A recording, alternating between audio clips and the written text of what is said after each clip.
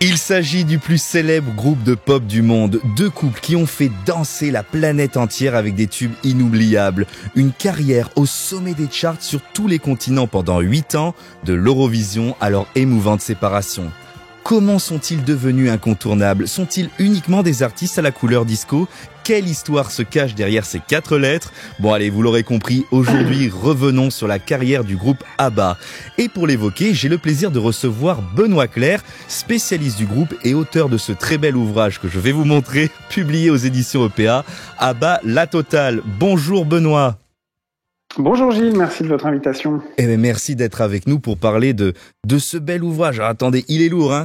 Voilà, toute la connaissance d'ABBA, elle est là, elle est ici, ABBA La Totale. Et c'est un gros pavé, c'est vrai. C'est un gros pavé, ben oui, parce que 500 et quelques pages, comment on tombe dans ABBA et comment on écrit plus de 500 pages sur ce groupe mythique? Alors, tout comme les autres tomes de la collection, il s'agit tout d'abord de balayer toute l'histoire du groupe, mais également de raconter la genèse et les petits secrets de fabrication et d'enregistrement et de production de chacune des chansons du groupe. C'est un petit peu le principe de cette collection La Totale, hein, aux éditions EPA, pour laquelle je travaille depuis 6 ans maintenant. Voilà. Et donc, lorsque la collection a évolué, il a été forcément question de parler d'un des plus grands groupes de pop au monde, donc ABBA. Ouais. Ça s'inscrivait parfaitement dans la continuité de la collection. Voilà. Et puis ce livre, il est fait avec grand plaisir. Il est bien fait. Vous allez le voir. Comme vous le dites, il y a la genèse de chaque chanson, la réalisation, puis des photos incroyables. Voilà. Là, je vous en montre une. Elle est comme ça. Voilà, le groupe. ABBA La Totale. Bon, on va revenir sur l'histoire de ce groupe, mais avant cela, vous écrivez en guise d'introduction que la musique d'ABBA est évidente, inévitable et nécessaire, qu'elle est le meilleur remède au tracas. C'est vrai, ABBA, c'est une thérapie, ça fait du bien à tout le monde. Écoutez, pour être très sincère, je me suis senti vraiment sur un petit nuage pendant tous les mois où j'ai travaillé, pendant l'année complète sur laquelle que j'ai accordé à ABBA, on va dire. Ouais. Et j'ai ressenti justement cette légèreté en écoutant leur musique, bien qu'elle soit teintée d'une certaine couleur un peu sombre, hein, ça on en parlera tout à l'heure, mais qui n'est pas forcément évidente à la première écoute. Plus quand on connaît les chanteurs et les personnages du groupe. Mais en effet, c'est quand même un groupe qui a toujours été très doué pour fournir des chansons assez populaires et joviales. Ouais. Vraiment du baume au cœur. Et oui, on le voit tout au long de votre ouvrage. Et puis on va commencer là comme ça. L'histoire du groupe ABBA. J'ai noté une date parce que ce groupe a 4 membres, Agnetha, Björn, Benny et Frida. Et j'ai noté dans votre ouvrage une date, le 5 juin 1966. C'est là où tout a commencé pour ABBA? Alors, l'histoire d'ABBA est un petit peu complexe parce que les membres de ABBA, on va dire les hommes, pour faire très simple, c'est-à-dire Benny et Björn, les hommes, et puis ces dames, donc Agnetha et Frida. Ces hommes, donc Benny et Björn, travaillaient déjà depuis longtemps. Ils étaient déjà des grandes stars, vous voyez. En Suède en tout cas, si ce n'est dans le reste du monde. Et en effet, il y a un moment où le destin les a fait se croiser, se rencontrer, écrire quelques chansons au pied d'un arbre et puis passer une soirée ensemble. C'est là qu'ils ont décidé de lancer en fait un projet ensemble qui n'était pas encore ABBA, qui était plutôt l'idée de travailler ensemble, d'écrire des chansons, ce qui s'est traduit par l'écriture de chansons pour d'autres artistes et puis également pour des musiques de films également, même des films érotiques. Donc ça c'est la première phase du travail en binôme entre Benny et Björn, qui par la suite justement va mener à un travail à 4 avec ces 2 extraordinaires chanteuses que sont Frida et Agnetha. Et oui, et puis vous écrivez que leur rencontre, elle était, et je crois que Benny le dit aussi, tant professionnelle que sentimentale, c'était une évidence. Et ça se confirme à Chypre où ils vont partir en vacances tous les 4, je crois sponsorisés par une agence de voyage. Ils vont donner leur premier concert non officiel. Enfin, ils étaient faits pour se rencontrer, tant sentimentalement que professionnellement, ces 4-là. Tout à fait. Et quand vous étudiez un petit peu l'histoire des grands groupes de musique pop, ceux qui ont perduré sont ceux qui avaient une alchimie évidente lors de leur création. Vous voyez, c'est-à-dire que les groupes comme, alors on va aller sur un autre terrain musical, mais vous voyez des groupes comme Guns N' Roses par exemple, Ouais. qui est un grand groupe de hard rock, on va dire. C'est un groupe qui s'est séparé très rapidement parce que même s'ils produisaient ensemble quelque chose d'extraordinaire, l'alchimie n'était pas là. Vous voyez, ils n'étaient pas faits pour vivre ensemble, pour travailler ensemble et pour avoir une carrière au long cours. Des groupes comme ABBA font plus partie de la catégorie des groupes comme les Rolling Stones ou les Red Hot Chili Peppers ou Metallica, qui sont en effet des groupes qui, au bout de 40 ans, 50 ans, sont toujours là parce que vous avez une alchimie évidente dès le début entre les artistes qui le composent.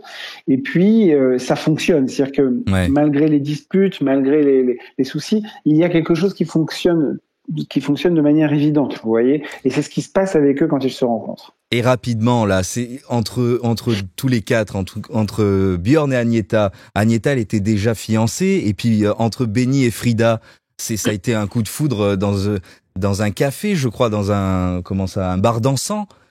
C'est bien ça?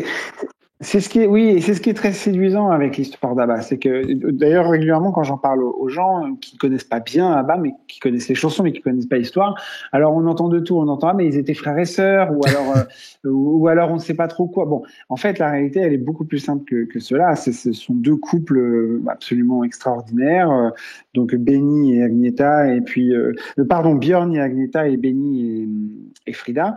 Et donc ce sont deux évidences, vous voyez, deux couple qui était fait pour se construire, également 4 amis qui étaient faits pour travailler ensemble, puisque ces deux dames s'appréciaient énormément. Enfin, il n'y avait aucune animosité, il n'y a pas eu de bagarre, vous voyez, intestine, parce que les femmes se sont battues entre elles ou ce genre de choses caricaturales qu'on peut voir au cinéma, par exemple. Non. Ce sont deux couples, 4 amis et une structure qui fonctionne de manière évidente dès le début. Donc pour le projet ABBA, tout était parfait, vous voyez. Et tout commence alors dans ce projet par une chanson People Need Love en 72. Et vous écrivez que cette décision d'écrire une chanson pour les filles, enfin pour tous les deux avec les filles en chorale, je parle sous votre contrôle, changera la musique pop et le cours de la musique internationale. Oui, tout à fait. Et parce qu'au début, il faut comprendre que pendant plusieurs albums, Björn Ulvaeus, alors excusez mon accent suédois qui n'est pas extraordinaire, mais Björn en tout cas va prendre le micro, va chanter beaucoup de chansons. Il va y avoir pas mal de chansons d'ailleurs extraordinaires sur lesquelles il prendra le micro et qui seront interprétées par lui. Et c'est une décision, si vous voulez, qui donne un côté très démocratique au groupe. Néanmoins, le fait de choisir, parce que il y avait eu un album. Ce qu'il faut savoir, c'est qu'il y a un album pour les fans, les collectionneurs, et pour les fans d'ABBA qui ne le savent pas, il y avait un album juste avant ABBA qui était sorti, qui était fait par Björn et Benny. Donc, si vous ne l'avez jamais entendu, je vous encourage à l'écouter. Il est très intéressant, mais il est en suédois et le style de musique n'est pas encore totalement défini. C'est un mélange de musique populaire suédoise et de schlager. C'est un petit Voilà, de Slager. Et c'est une musique un petit peu qui se cherche, vous voyez. Mm-hmm. Et donc, quand il décide d'offrir aux deux chanteuses le lead, c'est-à-dire vraiment la voix principale, bien qu'il fasse des chœurs dessus, là, une décision très intelligente est prise et va donner la couleur à ABBA. Et quand vous entendez des artistes suédois aujourd'hui qui, évidemment, assument totalement l'héritage d'ABBA, comme par exemple First Aid Kit, qui est un groupe suédois composé de deux sœurs que j'aime beaucoup, que je vous encourage à écouter. Vous pouvez entendre que ce travail sur les harmonisations de voix, par exemple, est toujours très présent dans la culture pop suédoise. Et c'est vraiment la signature de ABBA dès le début. Voilà. Et donc ils vont se réunir tous ensemble, entre guillemets. Les deux garçons vont s'associer à un parolier célèbre en Suède, Stig Andersson, qui sera, vous l'écrivez d'ailleurs, le 5e membre du groupe ABBA. Et tiens, d'ailleurs, il y avait une citation que j'ai notée, que je trouve très jolie, de ce monsieur, de Stig Andersson: travailler très dur, faire de son mieux, ne rien laisser au hasard et ne pas prendre la vie trop au sérieux. C'est ça, finalement. C'est exactement ABBA, c'est-à-dire, Ouais. et puis surtout être fidèle, c'est-à-dire être fidèle en amitié, être fidèle professionnellement. Moi, c'est ce qui m'a énormément marqué quand j'ai travaillé sur ABBA, puisque moi j'aime beaucoup de styles de musique, donc j'ai écrit des livres sur d'autres artistes qui sont très différents, mais ce qui est vraiment frappant, ce qui est vraiment marquant dans la carrière de ABBA, c'est cette fidélité à leur entourage professionnel, aussi bien entre eux, hein, les amis, mais leur entourage professionnel. C'est-à-dire que oui, pendant longtemps, ils travailleront avec Stig Anderson, qui est leur manager, également le co-parolier sur la plupart des chansons. Et l'éditeur Et, aussi, non? et l'éditeur au début en tout cas, puisque après les Björn et Benny Ah vont un oui. petit peu reprendre les choses en main, mais en tout cas au début oui. Et puis également, et c'est très important, leur fidélité à leur ingénieur du son, Michael Tréteau, Ah oui. qui vraiment va suivre la carrière du groupe et qui va créer le son ABBA. Et si vous voulez, vous avez quand même peu, voire pas du tout, d'artistes qui sont qui sont restés aussi fidèles à leurs techniciens, à leurs ingénieurs du son, à leur manager pendant aussi longtemps. C'est-à-dire que vraiment, c'est un travail de famille, un travail d'équipe qui va s'entendre jusqu'à l'album Voyage, Ouais, le 40 ans dernier. après, Ouais. où les derniers survivants de cette équipe, de cette famille ABBA viendront participer à l'album. Donc c'est vraiment Tiens, une histoire de famille, c'est important. tiens, oui, vous avez raison. Évoquons-le maintenant, Michael Tréteau. Son secret du son à bas, parce qu'il revient ce passage tout au long cette expression tout au long du livre. C'est quoi? C'est la pièce secrète cachée derrière qui crée de la réverb. C'est ça le son à bas? Alors, ce n'est pas que ça. Ok. Ça, c'est une anecdote sur quelques titres, en effet. Mais non, excusez-moi. Le son à bas créé par Mike Tréteau et puis Benny et Björn, puisque ce sont eux vraiment les alchimistes du son au sein du groupe. Agnetha et Frida sont plutôt vraiment celles qui mettent vraiment, qui donnent l'esthétique, qui donnent vraiment la couleur finale au niveau de la voix. Mais le son derrière, les instruments, ce sont vraiment les trois hommes que je viens de citer. Mhm. Le son de Michael Betretto, il est difficilement explicable parce qu'un ingénieur du son, si vous voulez, si vous demandez à des grands ingénieurs du son, puisqu'il était ingénieur du son, il n'était pas producteur du disque, hein, il était ingénieur du son sur tous les albums.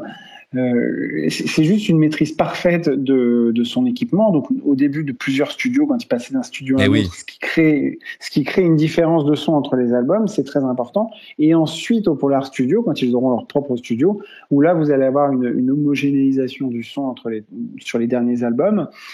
Et puis, une connaissance parfaite des voix de Agnetha et de Frida, c'est-à-dire comment les gérer, comment bien travailler la superposition des voix avec les harmonisations, hein, qui est vraiment la signature, je le répète, Mm. de ABBA.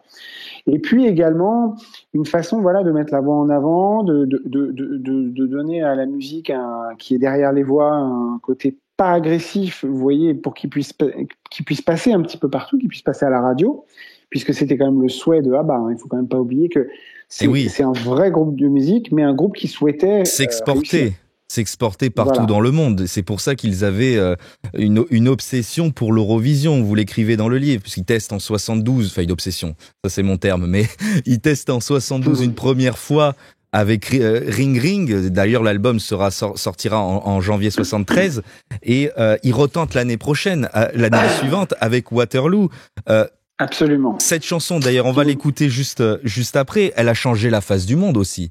Waterloo, la face du monde Tout à fait. musical. Tout à fait. On peut estimer, bon, alors moi je dis ça de mon petit pays, la France, mais on peut estimer qu'il y a quand même peu de chansons étant passées à l'Eurovision, qu'elles aient gagné ou pas, hein, Oui. qui soient restées vraiment dans l'histoire de la musique pop. Waterloo en fait partie. Mais pour en revenir juste à l'Eurovision, ce que vous disiez très justement, oui, il y a quelque part une obsession de l'Eurovision pour Benny notamment, qui travaille vraiment à la musique, alors que Björn est plus lui sur les paroles. Il explique bien, Benny Andersson, il explique que quand on est en Suède, on n'est pas en Grande-Bretagne dans les années 60-70, Oui. on est en Suède, hein. On est loin du marché du disque anglo-saxon, et la seule solution pour percer et pour se faire connaître, même si ce n'est auprès du monde entier, mais au moins dans le reste de l'Europe, c'est gagner l'Eurovision. Ou alors, en tout cas, participer à l'Eurovision, vous voyez, c'est-à-dire gagner la Et se première faire phase. repérer, ouais. et se faire repérer. Néanmoins, ce qui est intéressant, donc ils ont essayé en effet plusieurs fois, ils ont écrit pour d'autres qui passaient à l'Eurovision. Enfin vraiment, comme vous le disiez justement, ils étaient obsédés par l'Eurovision. Mais la chanson Ring Ring, personnellement, moi je l'adore. Je trouve que ça aurait été une réussite, enfin comment dire, ça aurait été bien qu'elle aille au bout du concours parce que c'était vraiment une très bonne chanson. Et d'ailleurs, le premier album de ABBA était, à mon avis, un des meilleurs. Donc, voilà. D'accord, ça c'est intéressant pour la suite, on y reviendra sur tous ces albums qui à la fois se ressemblent par le groupe qui teste des styles musicaux, mais à la fois divergent, surtout à la fin, notamment avec Super Trooper. Donc cette chanson Waterloo, on en passe un court extrait et on en discute juste après. D'accord.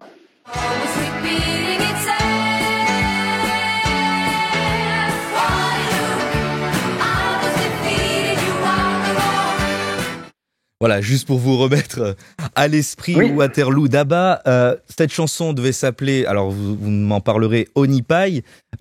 C'est ça, c'est Onipai à la base. Oui, tout à fait, okay. Tout à fait. Ouais.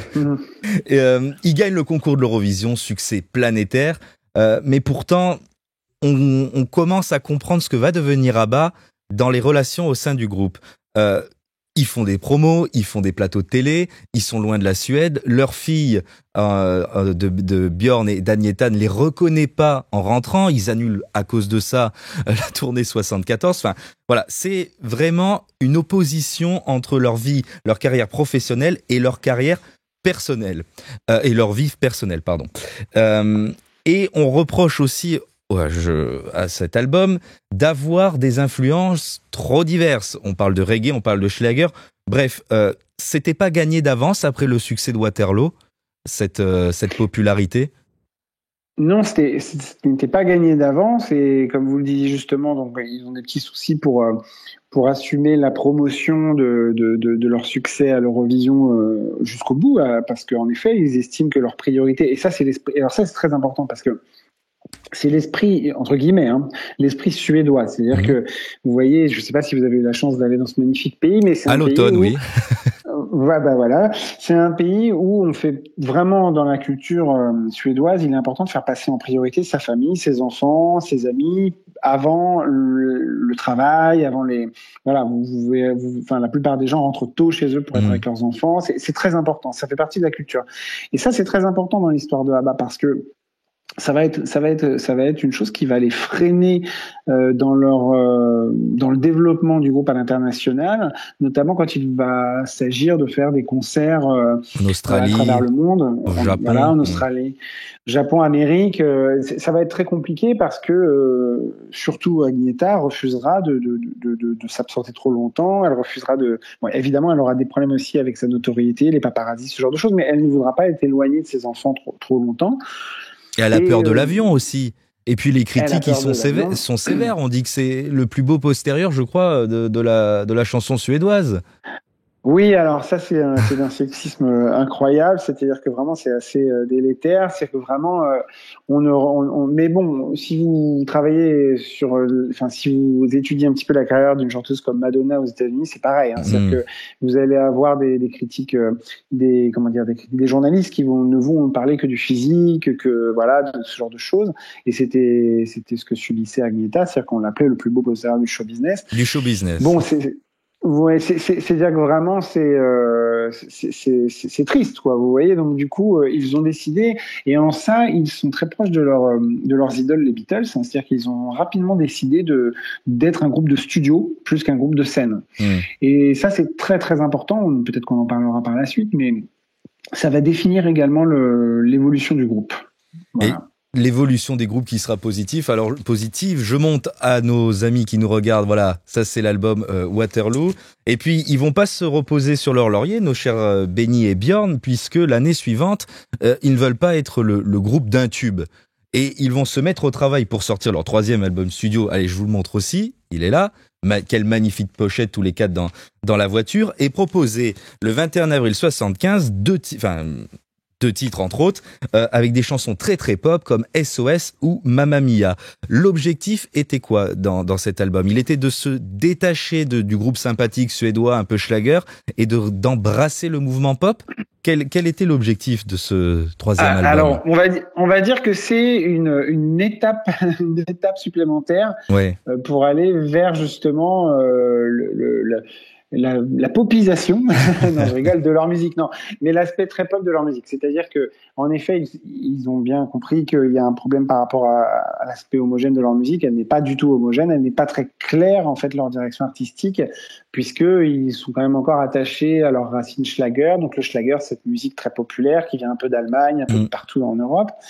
Et puis, ils écoutent beaucoup de rock, alors ils ont du mal à, comme disent les producteurs, ils ont du mal à digérer leurs influences. Vous voyez, c'est-à-dire que ils sont encore attachés aux productions de Spector. Ils sont donc des chansons comme Dadu Run Run, ce genre de choses. Vous voyez, les Beach Boys, ils ont du mal à se détacher de la musique des Beatles. Et en même temps, ils aiment bien la pop très simple, la pop qui s'approche un petit peu de la disco, mais enfin du disco, mais bon, c'est pas clair, vous voyez. Et quand vous écoutez l'album donc ABBA, l'album dont vous étiez en train de parler, où ils sont assis dans une voiture, vous avez des chansons qui sont des purs produits ABBA, donc Mamma Mia, SOS, mais vous avez encore des morceaux un peu rock comme Rock Me, un peu funk comme Man in the Middle. Alors, Tropical Loveland aussi. Voilà, encore reggae. Tropical Loveland. Encore reggae, vous avez vraiment de tout sur cet album. C'est un peu un fourre-tout, franchement, même si c'est un très bon disque.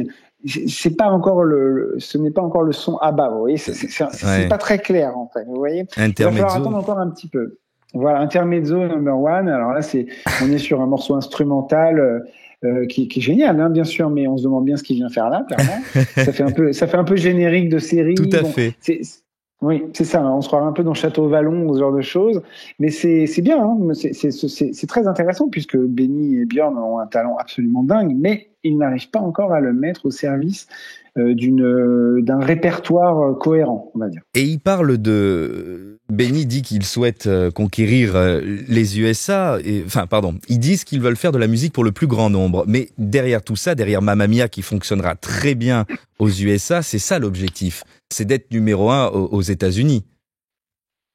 Exactement. Alors, vous avez la plupart des groupes, qu'ils soient anglo-saxons ou suédois, mais en chantant en anglais, en tout cas anglophone, vous avez cette volonté à l'époque, puisque vous avez Queen en Grande-Bretagne qui vit exactement la même chose au même moment. C'est-à-dire que leur but, c'est de conquérir les États-Unis, de chercher la bonne recette pour conquérir les États-Unis.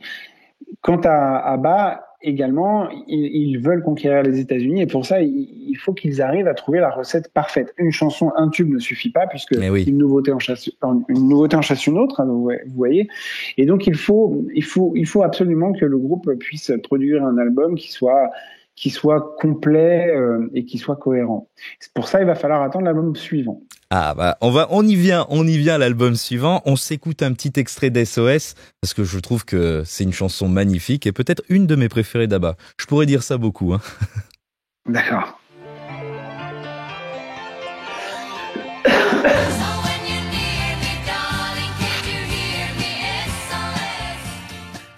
Voilà, très court extrait de SOS. Le guitariste des Who, Pete, alors Townshend dira qu'il s'agit de la meilleure chanson pop de tous les temps.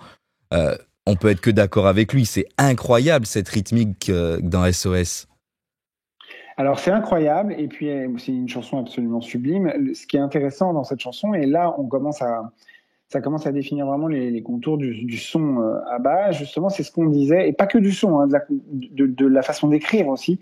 C'est-à-dire que vous avez ces refrains qui sont joyeux, entre guillemets, et ces couplets qui sont extrêmement sombres, en fait. Et ça, c'est très important. Et les gens l'ignorent souvent, puisque les gens connaissent souvent les compilations avec les gros tubes qu'on met en soirée pour danser, mais Benny l'explique très justement. Il explique qu'il y a... alors, je vais essayer de pas trahir sa citation exacte, mais enfin de pas dire de bêtises, mais il explique qu'il y a une espèce de ceinture de la dépression en fait qui traverse la Scandinavie. Comme voilà, ça, la ceinture de la mélancolie. J'allais vous en parler. Voilà, Exactement, la ceinture de la mélancolie, c'est ça. Et donc la ceinture de la mélancolie, elle traverse comme ça la Scandinavie et puis d'autres pays d'Europe et comment dire, elle donne aux artistes de ces pays-là justement à leur musique une certaine mélancolie, quelque chose d'assez sombre qu'on a du mal à définir, même encore aujourd'hui, hein, puisque voilà, ce n'est pas clair, mais lui il explique de cette façon-là et ça s'entend vraiment dans les chansons de ABBA puisque vous avez régulièrement des couplets très mélancoliques, très sombres, et SOS en fait partie. Voilà, je sais pas si vous aurez la même. Et je suis bien d'accord avec vous. On peut danser sur SOS. Il y a une autre, Knowing Me, Knowing You. On en parlera tout à l'heure. C'est pareil, c'est joyeux, mais c'est quand même un peu triste, hein. Absolument. Et encore, il faut réaliser qu'à cette époque, ils sont heureux en couple, heureux dans le groupe, que tout fonctionne. Alors, imaginez ce qui va se passer par la suite.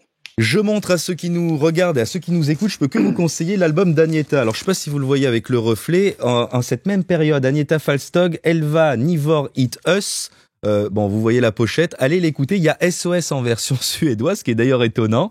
Allez, tiens, je me suis dit, je lui demande, pourquoi Agnetha continuait à enregistrer des albums solo dans cette période? Et Frida aussi, je crois. Absolument. Non, absolument. Et puis ça sera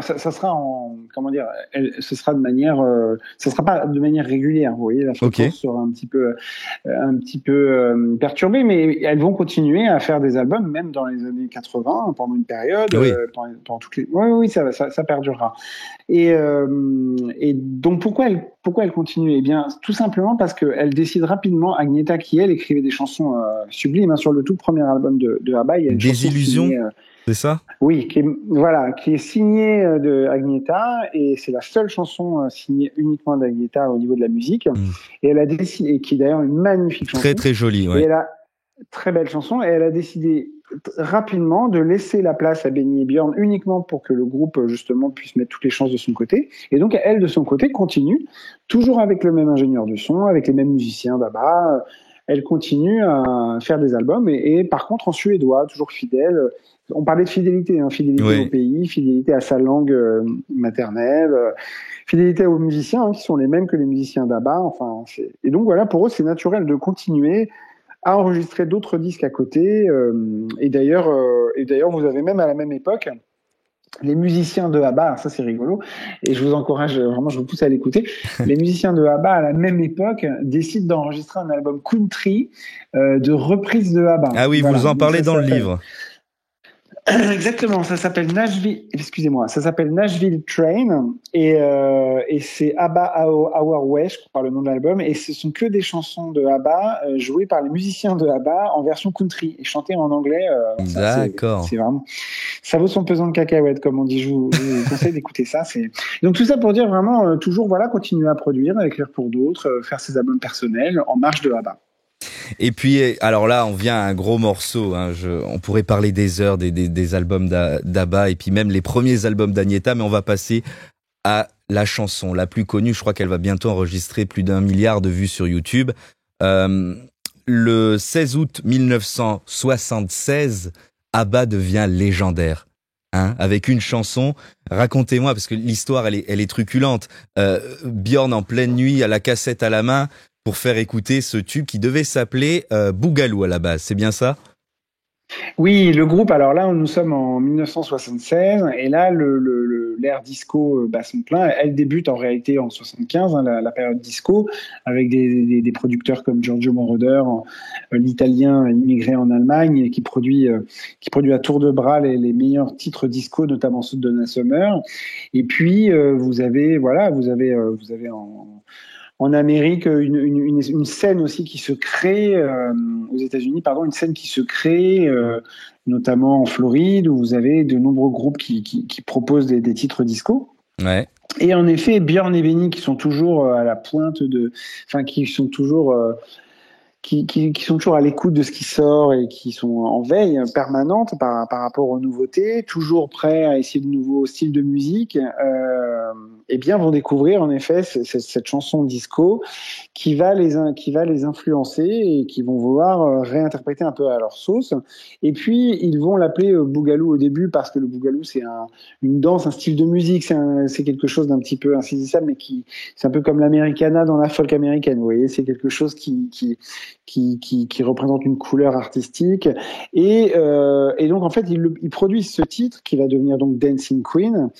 Et tout de suite, tous les quatre sont conscients du potentiel de la chanson, traversent la ville pour aller se passer la cassette, mais il est très tard. Enfin, là, je vous encourage à lire cette séquence dans le livre parce qu'en effet, ça se lit un peu comme un thriller. Parce que ils sont là vraiment, ils produisent ça et puis tout de suite, ils se disent ah là, là, on a un tube. Alors ils vont les faire écouter à l'un à l'autre. Enfin, c'est vraiment toute une histoire. Et en effet, ils entrent dans la légende avec cette chanson. Et en même temps, c'est quand même c'est un peu une prison dorée, Dancing Queen. Et oui, ça sonne la pente descendante de leur union, en tout cas, déjà.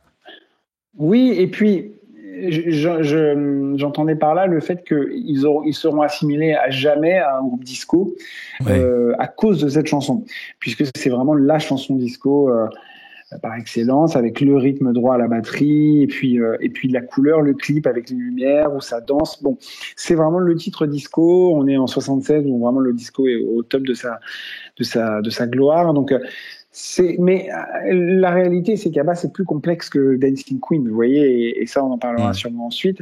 Il y a beaucoup plus de couleurs dans leur répertoire, ils ont beaucoup plus de cordes à leur arc, et donc, du coup, Dancing Queen sera un petit peu la prison dorée du groupe, même si elle leur apportera le succès international. Eh ben, on en écoute un petit extrait.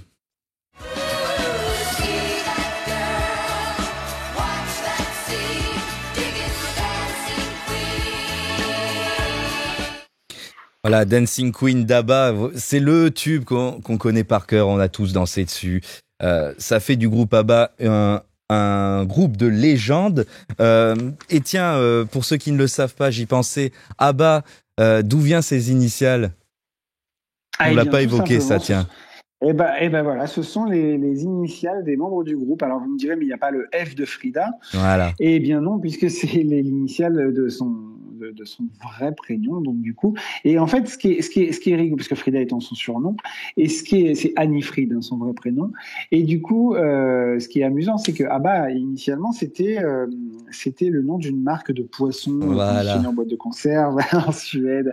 Et en fait, quand ils ont cherché un nom plus simple, puisque leur premier album n'est pas signé de ABBA, il est signé de leurs 4 prénoms. Et Ring Ring, l'album dont nous parlons tout à l'heure.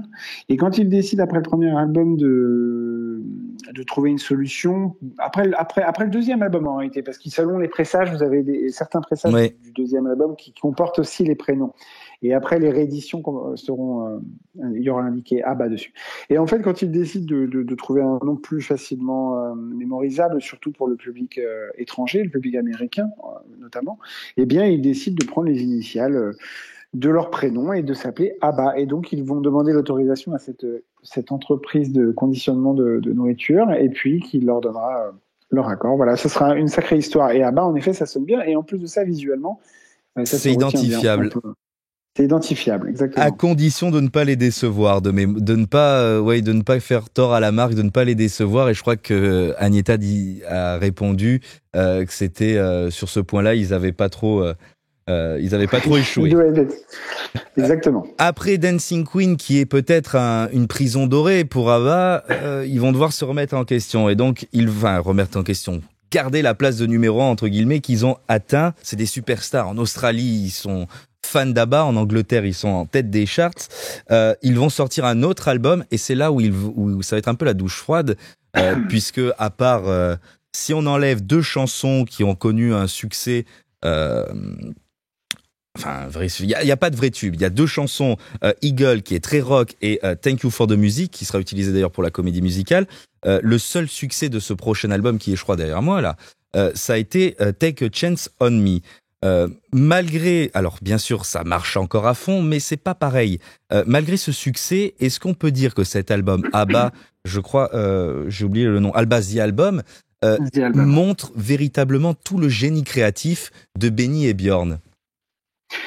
Tout à fait. Alors, en ce qui me concerne, c'est le chef-d'œuvre de ABBA. D'accord. C'est-à-dire que là, nous sommes sur un disque en effet qui n'a pas forcément, qui ne l'aura pas forcément, enfin, qui leur a permis quand même de poursuivre leur route, surtout en Australie où l'album a vraiment rencontré un succès incroyable. Parce qu'il faut comprendre que voilà, comme Queen était superstar au Japon, ABBA était superstar en Australie. Vous avez des pays comme ça, on dit que nul n'est prophète en son pays, mais c'est exactement le cas de ABBA. Et donc cet album ABBA The Album donc a fait un carton en Australie, dans d'autres pays, même d'ailleurs a très bien marché en Amérique, aux États-Unis. Mais en effet, ce n'est pas un album facile d'accès, c'est-à-dire que vous avez des chansons, vous avez 3 chansons qui sont issues d'une comédie musicale que Björn et Benny avaient commencé à écrire, et puis finalement ils vont se rendre compte que c'était des chansons d'ailleurs qui étaient jouées lors de la tournée précédant la sortie de l'album, et ils se rendaient bien compte que les gens n'adhéraient pas, ne comprenaient pas trop ce qui se passait dans cette petite comédie musicale, et donc ils vont quand même enregistrer les chansons, les placer sur le disque, mais en effet les gens vont avoir du mal, une fois encore comme au tout début de la carrière du groupe, vont avoir du mal à identifier vraiment le groupe et à retrouver l'aspect disco de Dancing Queen. Ouais. Néanmoins, pour ceux qui ne le connaissent pas bien, je vous encourage à écouter cet album qui est absolument incroyable, notamment pour sa production. Le son est d'une clarté, vraiment, le son est parfait, il est limpide. Il est assez puissant et il y a des chansons. C'est une vraie réussite au niveau de la production. Vous avez des chansons. Évidemment, vous avez Take a Chance on Me qui est un tube, mais vous avez des chansons comme The Name of the Game et puis Thank You for the Music aussi. Même I Wonder de Departure, ce sont des chansons vraiment qui sont sublimes. Il faut vraiment pour ceux qui ne le connaissent pas bien, il faut l'écouter attentivement. Et après cet album, ils vont continuer dans cette ère disco avec, ils vont revenir à des chansons plus faciles d'accès. Je le montre devant, voilà, Voulez-vous, tout le monde adore cette chanson. Il y aura aussi Gimme Gimme. Enfin, vous allez me dire un mot d'ailleurs sur Gimme Gimme juste après. À cette période-là, ABBA est en repositionnement et les relations entre Björn et Agnetha commencent à se détérioré. Trop de pression, trop de tournées, trop de manque des enfants, on l'a évoqué tout à l'heure. Est-ce que, avec Voulez-vous, ils vont retrouver une âme de couple, enfin, ils vont repartir à nouveau, je crois qu'il va avoir un autre petit enfant à cette période-là, ou est-ce que véritablement, après le grand succès de Harry Vol et de Dancing Queen, cela marque la fin d'un des 2 couples de ABBA? Oui, alors c'est exactement ça. C'est-à-dire qu'en effet, le couple Björn Agnetha va se déliter. Voilà, se déliter. Je vous remercie. Et puis, mais ça n'a pas de lien avec l'évolution du groupe. C'est vraiment un délitement qui est lié, voilà, à la fin de leur histoire, à des incompréhensions de couple, voilà, des choses comme ça. Le groupe, lui, reste solide à cette époque, et il reste solide notamment parce que l'album Voulez-vous rencontre un succès incroyable à travers le monde. Alors donc c'est l'album le plus disco du groupe. C'est bien s'il y a bien une carte de visite disco que ABBA peut distribuer, c'est bien celle-là. C'est vraiment l'album le plus disco. La couleur est totalement disco. Sauf avec Chiquitita. Oui, voilà, ça c'est du ABBA tout craché. Voilà, toujours. Il décide de faire un album disco à 100%, et en fait il ne l'est pas à 100%, puisqu'ils vont venir mettre une chanson qui n'a rien à voir avec l'esthétique générale de l'album, et ça pose problème, si vous voulez. Ça pose problème parce que les gens ont du mal à définir vraiment ce qu'est ABBA, et en même temps c'est ce qui fait leur richesse, mais ça peut leur poser problème au niveau de la presse, au niveau du public parfois, mais c'est ce qui crée la richesse du groupe. Donc cet album Voulez-vous, il est très disco, et là on peut dire que vraiment ABBA est dans sa période disco. Et ils vont faire une tournée par la suite, donc en 1979 ils vont faire une tournée après cet album, qui va être pareil, dans l'esprit disco, des grandes salles, des tenues bleues, Wembley, je l'ai là pour ceux qui nous écoutent et qui nous regardent, le Wembley Arena. Quel album, quel live et quelle émotion aussi. Tiens, j'en profite, quand Agnetha chante I'm Still Alive, ils sont séparés et elle chante cette chanson avec d'une tendresse et d'une émotion rare. Tout à fait. Et donc cette chanson, par exemple, c'est une des rares chansons qui est jouée en concert mais qui n'est sur aucun album. Ouais. Elle a été donc écrite par Agnetha et ils lui ont tous exhorté à la chanter sur scène. Et donc elle la joue en piano-voix sur scène en parlant justement de sa reconstruction personnelle après sa séparation. Avec Björn. Donc voilà, on en revient toujours à l'histoire des deux couples qui influencent vraiment la musique du groupe et qui va être de plus en plus présente dans les derniers albums du groupe, qui va donner vraiment cette espèce ce qui va mettre une espèce de chape de plomb, vous voyez, sur Mais sur il le s'en côté est toujours jovial défendu. Björn et Benny se sont toujours défendus et en lisant votre ouvrage, vous le remarquerez à chaque fois, ils ont toujours dit c'est pas nous, on ne raconte pas nos vies. Oui, mais c'est faux. C'est-à-dire que tous les observateurs, tous les fans du groupe pourront vous dire que en réalité, ils disaient quand ils sortaient un album que les chansons, on en parlera sur l'album suivant, que les chansons ne parlaient pas de leur histoire et en fait, avec les années, ils ont fini par l'avouer à chaque fois que ça parlait de leur histoire. Et donc, en fait, moi, en tant qu'auteur de ce livre, eh bien, j'avais suffisamment de recul suffisant avec les interviews jusqu'à aujourd'hui pour justement remettre un petit peu les pendules à l'heure et rétablir un peu la vérité à partir de leurs citations à eux.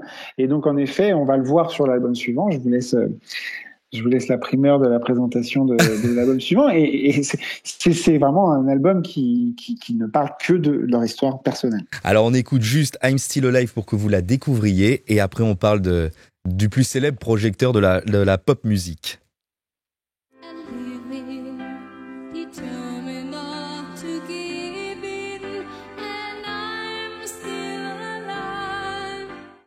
Voilà, c'est juste un tout petit extrait pour que ça vous donne envie d'aller l'écouter. Quelle voix, quelle clarté dans la voix d'Agnetha que l'on retrouvera en 1980 ou 81. J'espère que vous allez m'aider avec l'album Super Trooper. Et c'est là où on voit l'album le plus triste d'ABBA, mais qui est à la fois l'un des plus beaux. Et vu que le temps nous presse, on va parler de The Winner Takes It All. Vous dites d'ailleurs que c'est la plus célèbre et la plus belle chanson d'ABBA. Alors, est-ce que c'est selon vous ou selon les fans ? Non, selon moi, je pense qu'elle est bien plus connue que Dancing Queen. Je pense qu'elle a marqué les esprits bien plus que Dancing Queen parce que non seulement elle donne envie de danser et en même temps elle est d'une tristesse infinie. Elle raconte clairement la séparation de Agnetha avec Björn et puis surtout sa reconstruction personnelle, la détresse dans laquelle sont les deux artistes suite à leur séparation.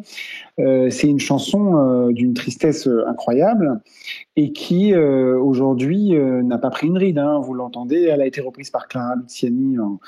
Clara Luciani a repris la version Mireille de Mathieu. Mireille Mathieu. Ouais. Voilà. Et c'est une chanson qui est vraiment magnifique, vraiment magnifique. Quelle belle chanson. Donc pour vous, oui, c'est le plus beau tube d'ABBA et pour tous les fans. Parce que je crois qu'on a été coupé légèrement le début de votre phrase. Oui, c'est sans doute la chanson la plus célèbre, en tout cas auprès des fans, et qui la portent dans leur cœur. Ce n'est pas moi ma chanson préférée parce qu'il y en a tellement de choses extraordinaires, et notamment sur ce disque. Il y a d'autres chansons vraiment exceptionnelles. Ah oui, Happy New Year, quelle belle manière de terminer justement cette histoire, leur histoire d'ABBA, puisque ils parlent de décennies qui changent, le monde change, tout change. On voit le clip qui est incroyable de Happy New Year. Incroyable. Je m'entends avec Agnetha, la tête tout triste face à Benny de dos à la fenêtre. C'est là aussi du ABBA tout craché où ils parlent de leur vie. Maintenant, je peux le dire grâce à vous. Ils parlent de leur histoire d'amour dans cet album. Absolument, absolument. Ils se mettent en scène. Ils se mettent en scène et c'est une façon de toucher aussi leur public et de toucher au cœur leur public et de donner à leur public la sensation qu'il y a une proximité, si vous voulez, entre les fans et les artistes, quelque chose de très fort. C'était les premiers à faire ça finalement. Donc en fait ça fonctionne très bien. Les gens ont vraiment la sensation de faire partie du groupe et d'être à leur côté.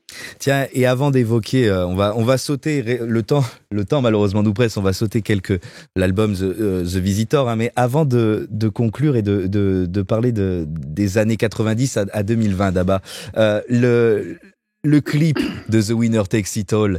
C'est quand même marrant. Les deux, Agnetha et Björn, ont ramené leurs copains sur le clip pendant qu'Agnetha et Björn jouaient la comédie. C'est incroyable. Et c'est un petit peu, si vous voulez, quand vous voyez la façon dont fonctionnent Agnetha et Björn à l'époque, on a un peu l'impression de découvrir les chansons de Michel Berger et de Véronique Sanson qui venaient de se séparer et qui continuent d'ailleurs à peu près quelques années auparavant. Hein, il n'y a pas une grosse différence dans la période, qui continuent à s'écrire des chansons Seras-tu par là album interposé. Ouais. Voilà, donc ça a duré des années. Et là, c'est un peu la même chose. Hein. C'est-à-dire qu'en effet, ils sont présents et pourtant ils mettent en scène leur séparation. Alors, j'aurais pas aimé être à la place de leur conjoint à l'époque, ça devait être un petit peu difficile. Néanmoins, Björn, par exemple, est resté très très très longtemps avec son épouse. Donc, en fait, il n'y a pas de problème. C'est juste. Et en plus, ça l'a blessé, Agnetha, que Björn se remette si vite avec une compagne, alors elle était dans son chagrin d'amour. Absolument, mais cela a fonctionné, hein, puisque plusieurs décennies plus tard, ils étaient toujours ensemble.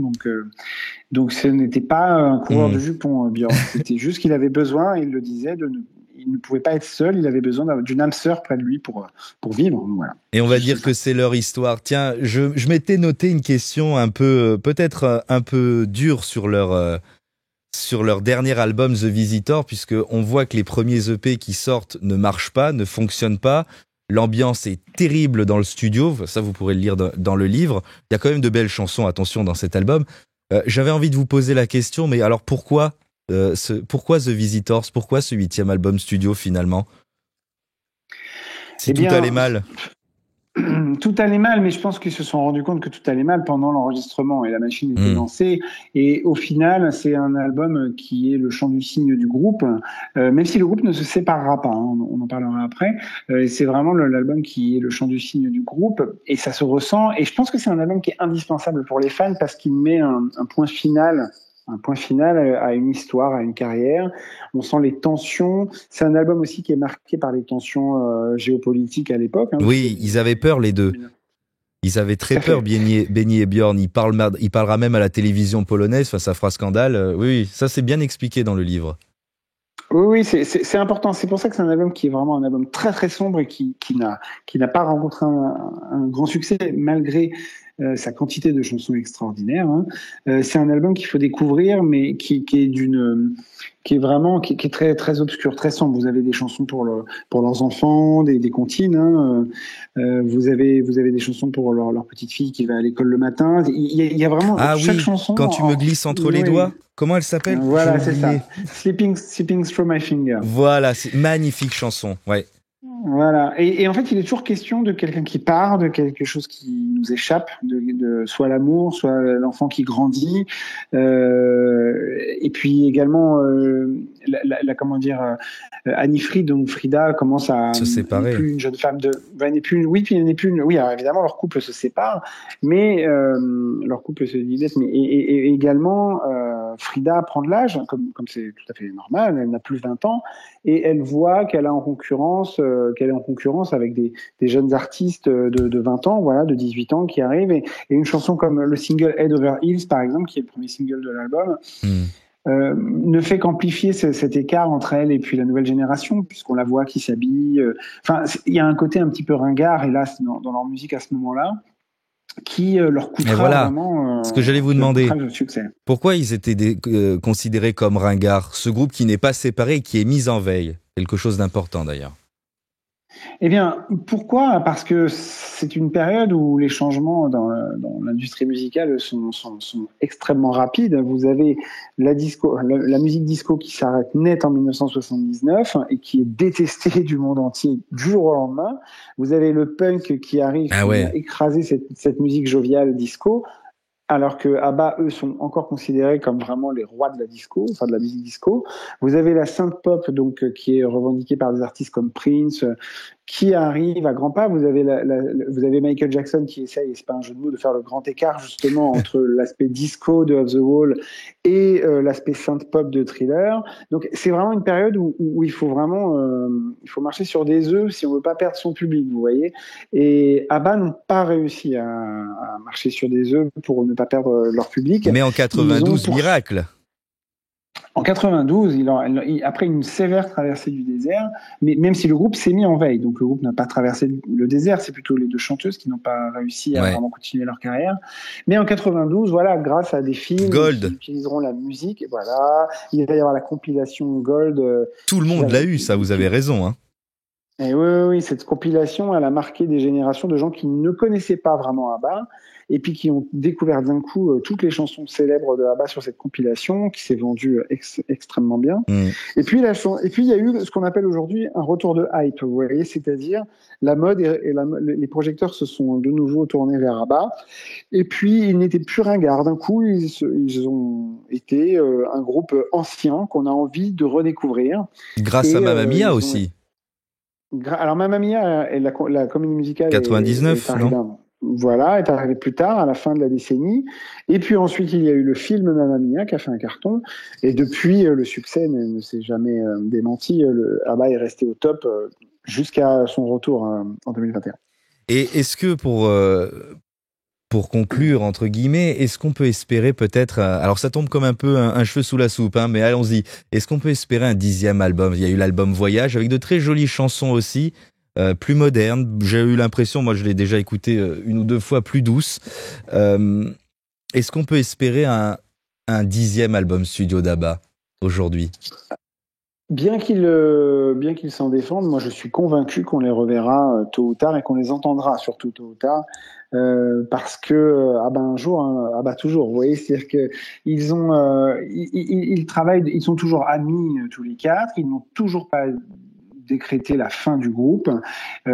Certes, ils ne voulaient pas partir en tournée. C'est pour ça qu'ils ont fait leur spectacle avec des projections qui a cartonné à Londres. Mais je pense qu'on pourrait tout à fait, du jour au lendemain, apprendre qu'ils sont retournés en studio et qu'ils ont enregistré quelques chansons. Cela ne m'étonnerait pas du tout. Dans ces cas-là, il faudra faire une nouvelle édition du livre qui sera encore plus gros. Et voilà, allez, on va le remontrer quand même à la caméra, ce beau pavé, c'est magnifique. Vous allez passer un excellent moment.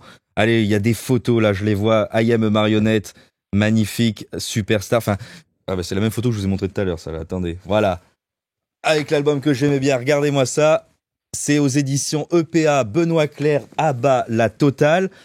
Il nous faudrait 3 heures pour parler de toutes les chansons d'ABBA. Absolument.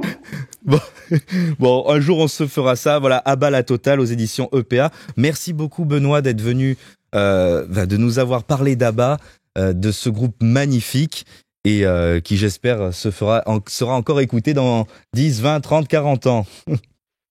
Merci à vous Gilles. Et puis à très bientôt sur Mélodie. Avec plaisir. Ce programme est disponible en podcast sur YouTube, sur notre site mélodie.radio et puis voilà, sur toutes vos plateformes d'écoute habituelles. Merci de nous avoir suivis et à très bientôt.